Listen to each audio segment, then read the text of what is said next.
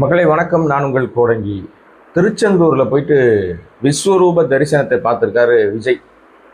இது என்ன அப்படின்னா, தேர்தலுக்கு முன்பாக பண்ணலை. இது ஜோசியர் சொன்னபடி தேர்தல் முடிஞ்ச பிறகு நீங்கள் கண்டிப்பாக இந்த வேலையை செஞ்சாகணும். இந்த தரிசனம் பார்த்தா நீங்கள் அடுத்தது நேராக போய் சிஎம் நாற்காலில் உட்காந்துலன்னு ஏதோ ஒரு ஜோசியர் சொல்ல, ஜோசியர் சொன்னதை அப்படியே நிறைவேற்றினால் தானே. ஏன்னா இப்போ ஜோசியம் பைத்தியம் பிடிச்சி அலையுது. இவர் இதுக்கு முன்னாடி எப்போவாவது திருச்செந்தூரோ அல்லது பழனியோ அல்லது அறுபடை வீடுகளில் எங்கேயாவது இருக்கிற முருகப்பெருமானை போய் எங்கேயாவது விஜய் வணங்கியதாக, ஏதாவது ஒரு கோயிலுக்கு போனதாக, ஏதாவது ஒரு விஷயங்கள், வரலாறுகள் அல்லது ஏதாவது ஒரு சம்பவங்கள் உங்களுக்கு யாருக்கா தெரியுமா? தெரிஞ்சா போடுங்க. இந்த கோயிலுக்கு அவர் ஏற்கனவே போயிருக்காருங்க, அந்த இடத்துக்கு போயிருக்காருங்கன்னு சொல்லுங்க. இது முழுக்க முழுக்க மக்களை ஏமாத்துறதுக்கு, நாடகம் ஆடுறதுக்கு. தேர்தலே முடிஞ்சு போச்சு. இப்போ இதுக்கு மேலே போய் நீ அங்கே என்ன ட்ராமா போடணும்னா இதுதான் ஃபைனல் டச்சு. இதுவும் பாருங்க, ஏற்கனவே பவன் கல்யாணம் அந்த மாதிரி ஒரு வேலையை பார்த்துருக்காரு. தேர்தல் முடிஞ்ச பிறகு அவர் ஒரு கோயிலில் போய் தரிசனம் பண்ணியிருப்பார். அதோட வெளிப்பாடு தான் இது. ஏன்னா அவர் என்ன பண்ணாலும் அப்படியே காப்பி அடிக்கிறாரு. ஏற்கனவே ஒரு ஜோசியர் சொல்லி கொடுக்குறாரு, இதெல்லாம் நீங்கள் செய்யுங்க அப்படின்னு. ஸோ அந்த அடிப்படையில் ராத்திரியோட ராத்திரியாக கிளம்பி போய் விடியற் காலையில் விஸ்வரூப தரிசனம். பெரும்பாலும் இந்த தரிசனத்தை பார்க்கணும்னு சொல்லி வெளிநாடுகள்லேருந்து, வெளியூர்கள்லேருந்துலாம் திருச்செந்தூர் கோயிலுக்கு வருவாங்க. அது அவங்க காலங்காலமாக முருகப்பெருமானை வழிபடுகிற, வணங்குகிற மக்கள் வருவாங்க. இது நாடக பேர்வழி, இது புற ஏமாத்து பேர்வழி. இது திடீர்னு போய் விஸ்வரூப தரிசனத்துக்கு போகுதுன்னா அதுல ஏதோ ஒரு உள்ளர்த்தம் இருக்கும் இல்லையா? அங்க கோயிலுக்குள்ள யாரையும் சேர்க்கல. விஜய் கூட போன புசியானது, நம்ம தம்பி ஜெகதீஷ் உட்பட கொஞ்சம் பேர் தான் போயிருக்காங்க. அந்த பாடிகார்டு, அந்த இஸ்லாமிய சகோதரர், அவரும் உள்ள போயிருக்கார் பாடிகார்டா. நீங்க கோயிலுக்குள்ள அவர் போய் தரிசனம் பண்றது போனாரா இல்ல ஒரு பாடிகார்டா போனாரா நமக்கு தெரியாது. அது ஒரு பெரிய இஷ்யூ இல்லைன்னு வச்சுங்களேன். மதத்தை சார்ந்து நம்ம பேசல. ஓகே, ஜோசப் விஜய் முருகப்பெருமானை போய் தரிசிக்கிறது நல்ல விஷயம் தான். இதுல என்ன தப்பு இருக்கு? எல்லா கடவுளையும் நீங்க வணங்குறீங்கன்னா ஒன்றும் மிஸ்டேக் கிடையாது. ஆனால் அங்க அதிமுகவை சேர்ந்த முன்னாள் அமைச்சர் உள்ள போயிருக்காரு. ஆர்பி உதயகுமார் உள்ள போயிருக்காரு. ஏன் போனாரு தெரியாது. ஏன்னா உள்ள என்ன நடந்ததுன்னு யாருக்கும் தெரியாது. அவரும் அதே நேரத்தில் விஸ்வரூப தரிசனம் பார்க்க வந்திருக்காரு. இது என்னடா மொட்டை தலைக்கு முழங்காலுக்கு முடிச்சுலாம்? மொட்டை தலையே கிடையாதுங்க. அது உங்களுக்கு மொட்டை தலையாது. இதை ஏன் வாயால நான் சொல்லுவானே. Okay, right. எனிவே, அங்க ஏதோ ஒரு பேச்சுவார்த்தை நடந்திருக்கு. ஒருவேளை இப்ப இவங்க எல்லாமே என்ன நரேட்டிவ் செட் பண்றாங்க, இவர் ஏதோ முதலமைச்சர் ஆயிட்ட மாதிரியும் அல்லது இவர் பெருவாரியான பெரிய வெற்றியை பெற்றுவிட்ட மாதிரியும் ஒரு நரேட்டிவை செட் பண்ணிட்டு இருக்காங்க. அந்த அடிப்படையில எல்லாத்துக்கும் நம்ம தயாரா இருக்கணும், நெருப்புனா வாய் சுற்றாது, அதனால எல்லாத்துக்கும் நம்ம தயாரா இருக்கணும் அப்படின்னு சொல்லிட்டு அதிமுக இப்பத்துல இருந்தே இந்த மாதிரி வேலையை செய்தா அப்படின்றது தெரியல. என்ன வேலை அப்படின்னா, விஜய் ஏதாவது ஒரு குறிப்பிட்ட தொகுதிகளை வெற்றி பெற்று விட்டால் செய்ய நடக்க போறது கிடையாது, கற்பனை தானே, யார்கிட்ட கேட்குறீங்க, அண்ணங்கிட்ட தானே, கேளுன்ற மாதிரி ஜெயிச்சுட்டா அந்த உதவியை நம்ம வாங்கலாம், இப்பத்துல இருந்தே நம்ம அவர்கிட்ட சாப் கார்னரா போகலாம் அப்படின்னு சொல்லி ஒரு பேச்சு நடக்குதா அப்படின்னு நமக்கு தெரியல. எனிவே, இந்த திருச்செந்தூரினுடைய அந்த பயணம், அந்த தரிசன விஷயங்கள் எல்லாமே ஜோசியர் ஏற்பாட்டின்படி நடத்தப்பட்ட கடைசி நாடகம். நாடகத்தின் காட்சி முடியும் நேரம்னு சொல்லுவாங்கல்ல, உச்சகட்ட காட்சி நடக்குது. அந்த உச்சகட்ட காட்சியில இது ஒரு ஃபைனல் ப்ரீ கிளைமேக்ஸ். மே மாதம் 4ஆம் தேதி தெரிஞ்சிடும். யார் ஜெயிக்க போறா, என்ன நடக்க போகுது, விஜயோட லட்சணம் என்ன அப்படின்றதும் தெரிஞ்சிடும். அதற்கு முன்பாக இந்த விஷயங்கள்லாம் நடந்துருச்சு. எனிவே, இப்போ எல்லா குடும்பங்களிலும் என்ன பண்றாங்க அப்படின்னு சொன்னா, இப்ப இந்த குடும்பங்கள்ல நடக்கிற விஷயத்துக்கு முன்னாடி இன்னொரு விஷயத்த சொல்றேன். உருட்டுல பெரிய உருட்டு, உருட்டு பார்த்திருக்கீங்களா? அந்த உருட்டுனா சில ஊடகங்கள் என்ன பண்றாங்கன்னா, ஏதோ பனையூர் பங்களா பீச் பக்கமா, நீலாங்கரை பீச் பக்கமா நிறைய ஐஏஎஸ் ஐபிஎஸ்லாம் நடைப்பயணம் போறாங்க, வாக்கிங் போறாங்க. திடீர்னு அந்த பக்கமா நிறைய ஐஏஎஸ் ஐபிஎஸ் நடமாட்டம் அதிகமா இருக்கு. காரணம் என்னன்னா, விஜய் தான் முதலமைச்சர் ஆக போறாரு, அதனால அங்க பனையூர் பக்கமா இவங்க எல்லாருமே டிராவல் பண்ண ஆரம்பிச்சிட்டாங்கன்னு ஒரு உருட்டுறாங்க. உருட்டலாம், தப்பு இல்லை. ஆனா இது மெகா உருட்டு, முரட்டு உருட்டா இருக்குது. யாராவது ஒருத்தர் அந்த மாதிரி ஒரு சூழ்நிலை வருதுன்னா நேரா போய் ஆபீஸ்ல தான் ஏன் பார்ப்பாங்க? அதை சொல்லுங்க, அப்படியே நேரா சொல்லுங்க, இவர் ஆபீஸ் போனாரு, இந்த அதிகாரி அங்க போனாரு, இந்த ஐஏஎஸ் அங்க போனாரு, இந்த ஐபிஎஸ் அங்க போனாருன்னு சொல்வதற்கு துப்பு இல்லை. ஏன்னா யாரும் போல. அங்க பனையூர் ஆபீஸை பூட்டிட்டானுங்க. அந்த ஆபீஸ் திறக்கிறதே கிடையாது. அந்த தேர்தல் நாளோட முடிஞ்சு போச்சு. அது பூட்டி கிடக்கிற ஆபீஸ் பின்னாடி பீச்சில் நடக்கிறாங்கன்னு ஒரு உருட்டுறீங்களே. உங்களுக்கெல்லாம் மானம், ஈனம், சூடு, சொரணை, உப்பு போட்டு தான் சாப்பிட்றீங்களா? எதுவுமே கிடையாது அவங்களுக்கு. இது என்னடா மானங்கட்ட பொழப்பா இருக்கு. இது ஒரு பக்கம். இந்த மாதிரி பல உருட்டுகள் தொடர்ந்து வந்துகிட்டே இருக்கு. நாம இந்த வீடியோவில் பேசுறது இந்த விஷயங்கள் மட்டும் இல்லைங்க. மிக முக்கியமாக, குறிப்பாக ஒரு விஷயத்த சொல்ல வேண்டிய கட்டாயம் இருக்கிறதுனால நான் அதை சொல்றேன். என்னன்னா இப்போ நமக்கு வந்து ஒரே ஒரு விஷயம் தான் நமக்கு தெரியணுங்க. விஜய் எப்ப வாய் திறந்து பேசுவார்? இந்த ஊர் ஊரா போறது, திருச்செந்தூர் போறது, கையை காட்டுறது, காலை காட்டுறது, இதெல்லாம் இல்லைங்க. வாய் திறந்து பேச வேண்டிய கட்டாயத்துல இருக்காரு. இப்ப விஜய் பேசாம எப்ப பேசுவார்? விஜய் மாமா எங்க இருக்கீங்கன்னு குழந்தைங்கள்லாம் தேட ஆரம்பிச்சிட்டாங்க. உண்மைதான். ஏன்னா இன்றைக்கு விஜய் பண்ண அயோக்கியத்தனம், மொள்ள மாறித்தனம், முடிச்சவிக்கத்தனத்தினால ஒவ்வொரு குடும்பத்தில் இருக்கிற குழந்தைகளை வைத்திருக்கிற பெற்றோர் பதட்டத்தில் இருக்காங்க. மே 4ஆம் தேதி என்ன ஆகுமோ தெரியலையே, மே 4ஆம் தேதி என்ன செய்வானா என் குழந்தை தெரியலையே அப்படின்னு சொல்லி பெரும் பதட்டத்தில் இருக்காங்க. ஏற்கனவே ஒரு பெற்றோர், ஒரு அப்பா வந்து வழக்கு போட்டார். விஜயை வந்து இந்த மாதிரி விஜயனுடைய தவறான அரசியல் செய்கையால என் குழந்தை பாதிக்கப்பட்டிருக்கான், மன ரீதியா பாதிக்கப்பட்டிருக்கான், மன உளைச்சலா இருக்கா, நானும் மன உளைச்சல் அடைஞ்சிருக்கேன், குழந்தைகளை இன்ஃபுளுயன்ஸ் பண்ணுவதற்கு விஜய் வந்து முயற்சி எடுத்திருக்கான், இதனால விஜய் மீது நடவடிக்கை எடுங்கன்னு ஒருத்தர் வந்து கோயம்புத்தூரை சேர்ந்த விசிகாவை சேர்ந்த ஒருத்தர் வந்து புகார் கொடுத்திருக்காரு. இப்போது ஒரு அமைப்பு, குழந்தைகள் காப்பகம், குழந்தைகள் நல அமைப்பு வந்து ஒரு வேண்டுகோளை வச்சிருக்கு விஜய்க்கு. என்ன வேண்டுகோள் தெரியுமா? விஜய் வந்து இதுக்கு மேலேயும் தாமதம் செய்யாம வாயை திறந்து பேசணும். ஏன்னா குழந்தைகள்லாம் வீடியோக்கள், அந்த குழந்தைகள் அழுகுற காட்சிகள், குழந்தைகளுடைய அந்த விஷயங்கள்லாம் வெளியில வருது பார்க்கும்போது நமக்கு ரொம்ப அச்ச உணர்வா இருக்கு. ஏன்னா ஆமா, விஜய் மாமா ஜெயிச்சிருவார்ல, விஜய் மாமா சிஎம் ஆயிடுவார்ல, நீ விஜய் மாமாக்கு ஓட்டு போட்டே ஆகணும் அப்படின்னு அழற குழந்தைகளுக்கு, அவர்களுக்கு தெரியாத அரசியல் என்பது வேறு, பதவி என்பது வேறு, சிஎம் நாற்காலி என்பது வேறு, இந்த ஆட்சி நிர்வாகம் என்பது வேறு. ஏதோ கடையில கிண்டர் ஜாய் வாங்கி சாப்பிட்டுட்டு இது நல்லா இல்லைன்னா வேற கடையில வாங்குற பொருள் கிடையாது. 5 ஆண்டு காலம் ஒரு நிர்வாகம் பண்ணோம்னா இவனுக்கு குடும்பத்தையே நிர்வாகம் பண்ண தெரியல, ஒரு வீட்டுல வேலை செய்யறவங்களே நிர்வாகம் பண்ண தெரியாது, பொண்டாட்டி கட்டின பொண்டாட்டி வச்சு வாழ தெரியாது, துப்பு தெரியாத ஒரு கேவல பிறவிதான் விஜய். புள்ளைய துரத்தி விட்டான், பொண்ணை துரத்தி விட்டான். இந்த லட்சணத்துல ஆட்சி அதிகாரத்துக்கு ஆசைப்பட்டான்னா இவனை நம்பி எப்படி கொடுக்க முடியும்ன்றதுதான் எல்லாருடைய புத்தி தெரிந்தவருடைய கேள்வி. இது ஏன் கேள்வி கிடையாதுங்க, இது அனைத்து புத்தி தெரிஞ்சவருடைய கேள்வி இதுதான். அப்படிப்பட்ட விஜய்க்கு தான் மக்கள் வந்து எந்த லட்சணத்துல ஓட்டு போறது, உனக்கு யாரா ஓட்டு போடுவான்னு கேட்டுதான் 4ஆம் தேதி ரிசல்ட்டுக்காக நீங்களும் நானும் காத்துட்டு இருக்கோம். பெருவாரியாக வருகிற தகவல் விஜய்க்கு பெரிய செல்வாக்கு இல்லைன்னு தான் வருது. சரி, உங்க பாணியிலே விஜய் ஒருவேளை தோற்று விட்டால் இந்த குழந்தைகள் மனநிலை என்ன ஆகும்?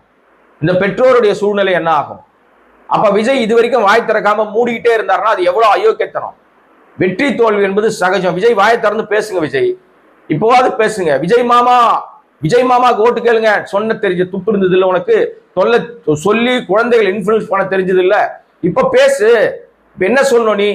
வெற்றி தோல்வி என்பது சகஜம் தம்பி, குட்டீஸ், வெற்றி தோல்வி என்பது சகஜம். இதுல எல்லாம் நீங்க வந்து இன்ஃபுளுன்ஸ் ஆகாதீங்க, நீங்க ஹாப்பியா இருங்க, விஜய் மாமா எல்லாத்தையும் நான் பாத்துக்கிறேன், நீங்க டென்ஷன் ஆகாதீங்க, நீங்க ஜாலியா விளையாட்டு, நீங்க படிங்க, விளையாடுங்க, சந்தோஷமா இருங்க, நல்லா சாப்பிடுங்க, தூங்குங்க. உங்களுக்குன்னு ஒரு ஏஜ் வரும், 18 வயதுக்கு மேல நீங்க தீர்மானிங்க அரசியல் என்பதை. இப்போ உங்களுக்கு அது தவறு, விஜய் மாமா தப்பா சொல்லிட்டேன், விஜய் மாமா சொன்னது தப்பு, நீ என்னைக்கு தப்பா ஒத்துக்கிட்டு இருக்க? அந்த நடிகை பேரை சொல்லுவேன்னு மட்டும்தான் சொன்னாங்க சங்கீதா, உடனே அந்த நடிகை கூப்பிட்டு நீ வந்து ஊர்வலம் போன, அப்பேற்பட்ட கேடுகட்ட பிறவிதான் நீ என்னைக்காவது வாய் திறந்தது சொல்லுவியா? சொல்ல மாட்டேன். ஆனா ஒண்ணு, மே 4ஆம் தேதி மட்டும் தமிழ்நாட்டில் ஏதாவது ஒரு இடத்துல ஏதாவது ஒரு குழந்தைக்கு ஏதோ ஒரு சம்பவம் நடந்தால் அது அத்தனைக்கும் விஜய் தான் பொறுப்பு. விஜய் தான் இந்த அயோக்கியத்தனத்துக்கு காரணம். இந்த 41 பேரை நசுக்கி கொன்னதுக்கும் தப்பிச்சு ஓடி நான் 30 நாள் தலைமறைவா இருந்தேன். இன்னைக்கு என்ன பண்ணுவார்? 4ஆம் தேதி ஆஸ்திரேலியாவுக்கோ அமெரிக்காவுக்கோ ஆப்பிரிக்காவுக்கோ ஓடி போயிடுவார். 1 மாசம் 2 மாசம் வரமாட்டார். இதுக்கப்புறம் அவரை பார்க்கவே முடியாது. எவன் செத்தா அவருக்கு என்னங்க கவலை? தன்னை நம்பி வந்தவன் செத்ததையே பார்க்க தெரியாத துப்பு இல்லாதவர் தான் இந்த விஜய். இப்ப இந்த குழந்தைகளுடைய மனநிலையில பெற்றோர் திக்குன்னு இருக்காங்க, பதட்டத்துல இருக்காங்க. ஐயோ என்ன ஆகும் தெரியலையே, நம்ம இந்த குழந்தைய எப்படி சமாதானப்படுத்த போறோம் தெரியல. ஏன்னா குழந்தைகள் உலகம்ன்றதே வேறங்க. நீங்க குழந்தைகள் உலகத்துக்குள்ள போனீங்கன்னா நீங்களும் குழந்தைகளா மாறிடுவீங்க. இது உளவியல் ரீதியான பிரச்சனை. இந்த உளவியல் ரீதியான பிரச்சனையை நீங்க வந்து தூண்டி விட்டு அதுல குளிர்காய நினைச்சீங்கன்னா உங்களை வேற கேடுகட்ட பிறவி யாராவது இருக்க முடியுமா? அசிங்க பிறவி யாராவது இருக்க முடியும்? பதவிக்காக குழந்தைகளை கையாளுறீங்களே, உங்களுக்கும் அப்ப நீங்க வந்து மிரட்டான திருட்டுத்தனம் பண்ணி கத்தியை காட்டி குழந்தைய பிடிச்சிட்டு பெற்றோரை மிரட்டுகிற ஒரு கேவல பிறவிக்கும் ஒரு கொலகாரனுக்கும் ஒரு திருட்டு பயில வழிப்பறி பயிலுக்கும் உங்களுக்கு என்ன வித்தியாசம் இருக்கு? அவன் வந்து அத குழந்தைய கடத்தி வச்சு கத்தியை காட்டி மிரட்டுறான், நீங்க உளவியல் ரீதியா மிரட்டிருக்கீங்க, குழந்தைகிட்ட இன்ஃபுளுயன்ஸ் பண்ணிருக்கீங்க, அப்பா அம்மாவை மிரட்டுறீங்க. அந்த அடிப்படையில பதவி உங்களுக்கு கேடு, இந்த பதவி உங்களுக்கு கேடு தேவையா? இந்த பதவி ஆசை உங்களுக்கு தேவையா? அசிங்கமா இல்லையா? அப்ப சாமானிய அறிவு இருக்கிற மக்கள்கிட்ட போய் நான் இந்த நல்லதெல்லாம் செய்ய வந்திருக்கேங்க, என் சொத்து சுகத்தெல்லாம் விட்டுட்டு வந்திருக்காங்க, நான் உங்களுக்காக நல்லது செய்வேன், சொத்து சுகத்தோடு விட வேணாம், நல்லது செய்வேன்னு சொல்லி அவங்க கிட்ட ஓட்டு கேட்டு இருந்தீங்கன்னா நீ நல்லவனா இருந்திருப்ப. கேவல பிறவியாச்சு நீ. ரொம்ப தப்பான ஆளுங்க விஜய். இந்த பாருங்களேன், இந்த இப்ப பெற்றோர் எல்லாரும் பதட்டத்துல இருக்காங்க, ரொம்ப பதட்டம். ஏன்னா என்ன நடக்க போது தெரியல. 4ஆம் தேதிக்குள்ளாக ஏகப்பட்ட வீடியோக்கள் வருது. நீங்க இணையத்தை திறந்தீங்கன்னா இன்ஃபுளுன்ஸ்ல குழந்தைகள் மட்டும் காரணம் இல்லைங்க. இந்த குழந்தைகளை அழ வைத்து வீடியோ எடுக்கிறவர்கள், அந்த பெற்றோரும் காரணம். அந்த பெற்றோர் மீது நடவடிக்கை எடுக்கணும். யாரெல்லாம் வீடியோ போட்டிருக்காங்களோ அந்த வீடியோக்கள்லாம் காவல்துறை நீக்கணும். முதல்ல அந்த வீடியோக்களை வெளியிட்ட, அதை வைரலாக பரப்பி விட்ட அத்தனை அந்த ஐடிக்களையும் கண்டுபிடிச்சு, பாதி ஐடி டுபாகூர் ஐடியா தான் இருக்கும், ஒரிஜினல் ஐடியில இவனுக்கு வரமாட்டானுங்களே, இவனுக்கு திருட்டு பசங்களாச்சே, பூரா ஃபேக் ஐடி வச்சுட்டு தானே வாழ்க்கையை ஓட்டுவானுங்க. அந்த ஐடிக்கள்லாம் முடக்கணும். அப்படியே உண்மையாக யாராவது பெற்றோர் வெளியிட்டு இருந்தாங்கன்னா அந்த ஐடிக்களை கண்டுபிடிச்சு அந்த பெற்றோருக்கு கவுன்சிலிங் கொடுங்க. குழந்தையோட வீடியோலாம் எடுக்காதீங்க, குழந்தைய முகத்தை காட்டாதீங்க, குழந்தையினுடைய அந்த இயலாமை, அந்த குழந்தை ஒருவேளை விஜய் மாமா தோத்துட்டா நமக்கு என்ன நடக்கும் தெரியலையேன்னு பதட்டத்துல பேசுகிற குழந்தைகள், அழற குழந்தைகளுக்கு உளவியல் ரீதியா ஒரு கவுன்சிலிங் வேணும்.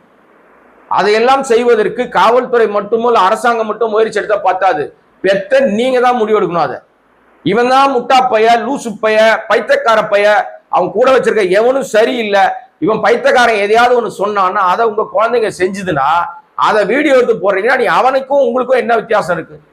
நீங்களும் கேடுகட்ட தற்கூரியா தான் மாறி போயிட்டீங்க. நான் பெற்றோரையும் குறிப்பிட்டு சொல்றேன். நான் ஆக பெற்றோர் பதட்டத்தில் இருக்கிறது பெருசு இல்லைங்க. இத பதட்டத்துக்கு காரணம் யாருன்னா நீங்க தான். இந்த முட்டா பையில பத்தி சொல்லி புரிய வைங்க உங்க குழந்தைக்கு. அவன் ஒரு நடிகன்பா, டான்ஸ் ஆடுவான், கோடி கோடியா சம்பளம் வாங்கிட்டு டான்ஸ் ஆடுவான், டான்ஸ் ஆடி படம் முடிச்சவன ஓடி போயிடுவான், எங்கேயோ போய் அவன் படுத்துப்பான், அவன் வரமாட்டான், அவன் ஒரு மாய, அடுத்த படம் வரும்போது தான் வெளியில வருவான்.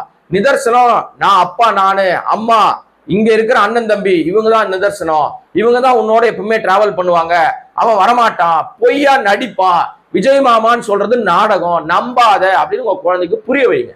பட் ஆனா இதை செய்யவே இல்லையே நீங்க. இன்னைக்கு வருகிற நூற்றுக்கணக்கான வீடியோக்கள் பார்க்கும்போது நமக்கு பதபதைப்பா இருக்கு, பதட்டமா இருக்கு. நீங்க நடிகர்களை இமிட்டேட் பண்ற குழந்தைகளை பார்க்கும்போது நமக்கு மகிழ்ச்சியா இருக்கும். அது மாதிரி ரஜினி மாதிரி ஸ்டைல் பண்றது, விஜய் மாதிரி ஸ்டைல் பண்றது, ரஜினி மாதிரி சட்டை காலரை இழுத்து விடுறது, தலையை கோதி விடுறது, நடக்கிறது, வேற மாதிரி பஞ்ச் பேசுறது, இதெல்லாம் நம்ம ரசிக்கிற அதே நிலையில அந்த ரசனை ஒரு அளவோடு இருக்க வேண்டும். இதெல்லாம் அளவுக்கு மீறினால் அமிர்தம் கூட நஞ்சாக போயிடும். இது அப்படிப்பட்ட விஷயம்தான். ஏன்னா இது நீங்க புரிஞ்சுக்கிற வயசு வர வரைக்கும் பெற்றோருக்கு கீழே தான் இருக்கணும். குழந்தைகளுக்கு எதுவுமே தெரியாது. அந்த குழந்தை கிட்ட விஜய் மாமான்னு யார் சொல்லி கொடுத்தா? பெற்றோர் தான் அப்பன் சொல்லி கொடுத்துருப்பான், இல்ல அம்மா சொல்லி கொடுத்துருக்கோம்.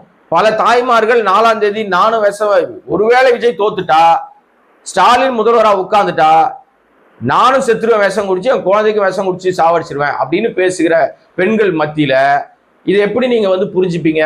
அப்போ ஆபத்தான ஒரு விஷயத்தை நோக்கி தான் தமிழ்நாடு சென்று கொண்டிருக்கிறது. மே 4ஆம் தேதி மிக மிக எச்சரிக்கையாக இருக்க வேண்டிய ஒரு கட்டம். எல்லா பெற்றோரும் தயவு செய்து புரிஞ்சுங்க, விஜய் ஒரு மாய சக்தி, அவன் தூய சக்தி இல்லை. அதை முதல்ல புரிஞ்சுங்க. அது நாடகம் ஆடிட்டு இருக்காரு. இன்னைக்கு திருச்செந்தூர் போனதும் அந்த நாடகத்தினுடைய ஒரு பகுதி தான். இறுதிக்கட்ட காட்சிக்கு முன்னாடி நடக்கிற ஒரு நிகழ்வு. 4ஆம் தேதி விஜய் ஒருவேளை அவர் 2 தொகுதியிலும் தோத்துருவாரு, அவர் கட்சி அங்கேயும் டெபாசிட் வாங்காது. அப்படியே யாரோ ஒருத்தர் இன்ஃப்ளூயன்ஸ் பண்ணி ஏதோ ஒரு இடத்துல தன் தனிப்பட்ட செல்வாக்கால அல்லது காசு கொடுத்து ஏதோ ஒரு வெற்றியை பெற்றுவிட்டாலும் விஜய் வெற்றி பெறலைன்னா அவனை பார்க்க கூட மாட்டார். அதோட அவர் பாட்டு பறந்து வெளிநாட்டுக்கு போயிடுவார், பார்க்குற மூஞ்சி இருக்காது. ஏன்னா இன்னைக்கு எல்லாருடைய நிலைமை அப்படிதான் இருக்கு. விஜய் ஒரு தொகுதியில் வெற்றி பெற்றால் கூட அந்த ஆட்டத்தை அவர்களால் ஏற்க முடியாது. ஏன்னா அவங்க கனவு உலகத்துல முதலமைச்சர் ஆன மாதிரியே வாழ்ந்துகிட்டு இருக்காங்க, அமைச்சர்கள் ஆன மாதிரியே வாழ்ந்துகிட்டு இருக்காங்க. இதை எதையுமே நாம மாற்றவும் முடியாது, மறுக்கவும் முடியாது. அதுதான் நிதர்சனமான உண்மை. என்ன நடக்க போகுதுன்னு நமக்கு தெரியல. இப்போ பல ஊர்களில் ஒரு வைபுக்கு தயாராகிட்டு இருக்கானுங்க இந்த தற்குறிகள். என்னன்னா, அவன் ஒரு பேண்ட் சட்டை போட்டு வந்தாரு பாருங்க, பேண்ட் சட்டை கையில ஒரு காப்பு இதெல்லாம் போட்டு வந்தார்ல, இந்த ட்ரெஸ்ஸை வியாபாரம் பண்ண ஆரம்பிச்சிட்டானுங்க. ஒரு பெரிய வியாபார யுக்தி ஓடிக்கிட்டு இருக்குது.